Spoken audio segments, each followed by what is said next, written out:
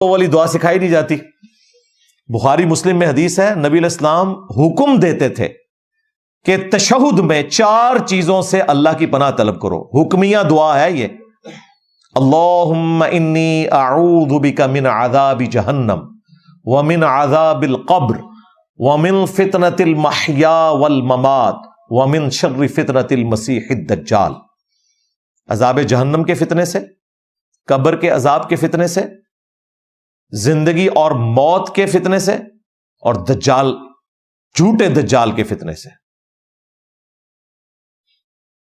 مسیح الدجال ایک ہے یسوع مسیح، وہ عیسیٰ ابن مریم ہے، وہ سچے مسیح ہیں. یہ دجال مسیح ہے. حتیٰ کہ صحیح مسلم میں آتا ہے طاؤس تابعی،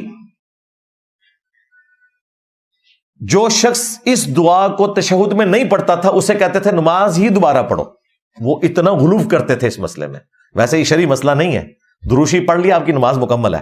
لیکن طاؤس تابعی اتنا اس میں زور دیتے تھے کہ اگر کوئی نماز میں یہ دعا نہ مانگے وہ کہتے تھے نماز ہی دوبارہ پڑھو، نبی اسلام کا حکم ہے، اسے فالو کرو. یہ اتنی اہم دعا ہے. ان کو تو وہی 2-3 دعائیں سکھائی گئی ہیں، وہ بھی برحق ہیں، میں تو ساری مانگتا ہوں. بخاری مسلم میں حدیث ہے جب تشہد میں دروشی پڑھ چکو پھر جو چاہو اپنے رب سے مانگو، جو سنت دعائیں آپ مانگ سکتے ہیں. سب سے پرفیکٹ دعا ربنا آتینا فی الدنیا حسنہ وفی الآخرۃ حسنہ وقینا عذاب النار، سورۃ البقرہ آیت نمبر 201. اور بخاری مسلم میں بھی انس ابن مالک کا قول ہے کہ رسول اللہ اور کوئی دعا مانگے نہ مانگے یہ دعا ضرور مانگا کرتے تھے.